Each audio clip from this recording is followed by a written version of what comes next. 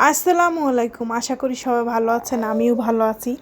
আজকের পোলাওটা রান্না করেছি আমার মেজো খালা যেভাবে রান্না করে, সে তার পোলাও অনেক মজা হয়, আমি ওইভাবেই রান্না করছি পোলাওটা। তো বাসার সবাই খাই বলতেছে অনেক ভালো হয়েছে। আর আপনাদের ভাইয়া পোলাও খায় না, তারপর আজকে পোলাও খাইছে, বলছে না অনেক মজা হয়েছে পোলাওটা। তো খুব সাধারণভাবেই রান্না করছি, অনেক কিছুই দেই নেই, অনেক কিছু আর কি করি নাই। তো এইখানে প্রথমে আমি বেরেস্তা করে নিছি। বেরেস্তার তো এখানে ঘি আর তেল দিয়ে আমি বেরেস্তাটা ভেজে নিছি। আর বেরেস্তা দেখানোর মতো তো তেমন কিছু নাই, এটা তো সবাই পারে, সবাই জানে। তো আমি যেভাবে বসাইছি আর কি সেইটাই দেখাচ্ছি।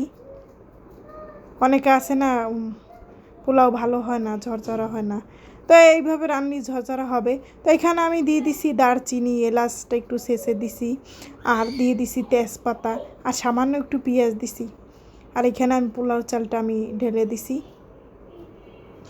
আর পোলাও চালটা সবসময় 1-2 ঘন্টা আগে যদি ভিজিয়ে আপনারা একটু রেখে দেন উঠিয়ে, তখন পোলাওটা ঝরঝরা ভালো হয়। এখানে আমি আদা বাটা আর রসুন বাটা একসাথে একটু দিলাম, আর একটু জিরার গুঁড়ো, একটু ধনিয়ার গুঁড়ো দিলাম। আর এখানে পরিমাণ মতো আমি লবণ দিয়ে দিচ্ছি, আর কিশমিশ দিয়ে দিচ্ছি এখানে।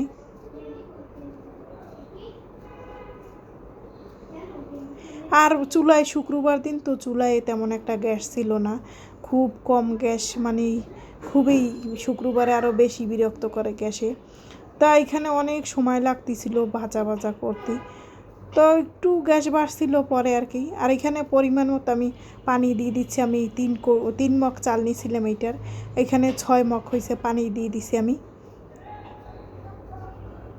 আর এখানে গুঁড়া দুধ আর কি একটু গোলাই দিছি, আর চিনি দিয়ে দিচ্ছি, কাঁচামরিচ দিছি। আর এইখানে পরে আবার রাইস কুকারে দিয়ে দিছি, মানে চুলায় গ্যাস কম দেখে জন্য। এই রাইস কুকার আবার আমি চুলার উপর নিয়ে আসছি, দেখাচ্ছি কীরকম ঝরঝর হয়েছে পোলাওটা। এখানে আমি সামান্য একটু বেরেস্তা দিয়ে দিব আর ঘি।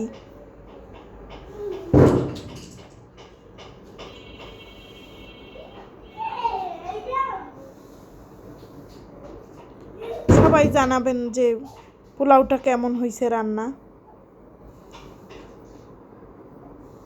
মেহমান টেহমান আসলে এইভাবে রান্না করতে পারেন, অনেকে এইভাবে রান্না করে, অনেকে অনেকভাবে রান্না করে। তা আমার কাছে মনে হচ্ছে যে না, এই পোলাওটা আসলে অনেক মজার হয়।